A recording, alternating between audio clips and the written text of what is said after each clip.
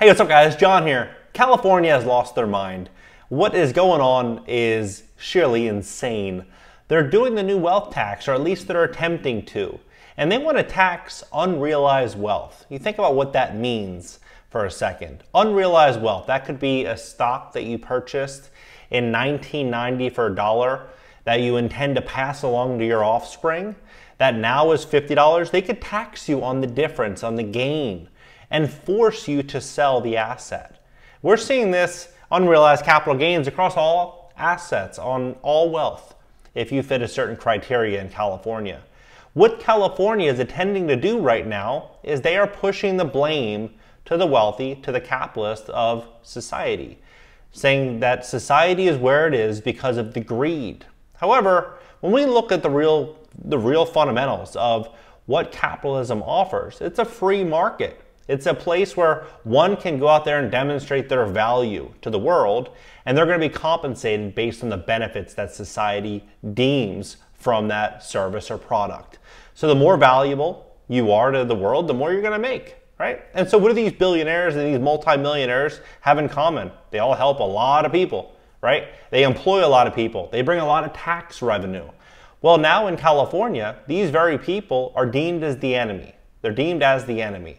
Meanwhile, California is out there building homes for the homeless in excess of $1 million per house in many areas. In downtown LA, it's between $700,000 and $850,000 for a single homeless housing unit. Prices are through the roof on their strategy. What they intend to do with this wealth is to build out this whole new ecosystem of dependence. And they're going to do it through heavy taxation and pushing out job opportunities for the middle class. In this video, I'm going to walk you through everything that's going on. If you could, please tap that like button. You hit the like button. YouTube's going to share this content to educate more people about what's really going on. So please hit that like button. Let's begin. California lawmakers reintroduce tax on states' extreme wealth. Sacramento, California, a group of California lawmakers is making another push for tax on the state's extreme wealth. A move they say could bring in billions in state revenue. Assemblymember Alex Lee has reintroduced the tax on extreme wealth in California, a tax that would apply to roughly 15,000 households. The proposal would apply a 1% tax on those with a net worth of at least $50 million and a 1.5% tax for those with a net worth of $1 billion. Now people would say that person has so much money, has so much wealth. Someone that has a $50 million net worth, they may only have, several $1 million in actual cash, and a lot of it built into the infrastructure of their business. They might have, let's say, an industrial park, or let's say warehouses in which they use for their business. This would also be a gain if they have equity in that property, which would also be taxed, right? So they may end up having to fire people, let people go. And then these very companies also paying more for labor and more for their goods and services just to be able to sell it due to the shipping and supply chain issues. I believe what we could see here is we could see a lot of very wealthy people saying, hey, I have to pay a tax, I'm paying more for wages, everything's costing me a lot more, I should go to a state that treats me a little bit better. So there could be a lot of job opportunities lost. And we could see really a big period in which people are left without a career. According to an analysis by professor at UC Berkeley and UC Davis, the tax is projected to generate more than $22 billion a year in state revenue. The bill, which will go into effect next year for billionaires and in 2025 for eligible millionaires, would go to the voters for approval in 2022 if it passes the legislature. Eligible millionaires. Think about how much money $1 million was 5 years ago. Probably felt like $1 million. Today, $1 million, you could buy a house in Watts or Compton for $750,000 or $800,000. And the other couple $100,000, it probably really only have the purchasing power of $80,000 or $100,000, by the time that this bill actually passes, if it does pass. Lee's proposal would tax all wealth, whether it's been realized as income or not. Lee points to the report as some of the world's richest people avoiding income taxes as the reasoning behind the legislation. However, some critics fear it will send some of the state's wealthiest individuals out of state. Last year, Tesla's Elon Musk moved the company headquarters from Palo Alto to Texas, where taxes were significantly lower. Well, from what I understand, he moved primarily due to the restrictions of what his employees and his business was facing. That's one of the core reasons why they moved. Sure, there's going to be tax benefits, but it was getting in the way of him running his business. While some say California is driving away higher income residents, the opposite is true. We've actually been losing lower and middle income residents that are being priced out while continuing to gain higher income residents. With a tax on the ultra wealthy who pay a lower effective tax rate at the bottom 99%, we can invest in our schools, tackle homelessness, and expand needed services and much more. It's no secret that California suffers from an extreme wealth gap.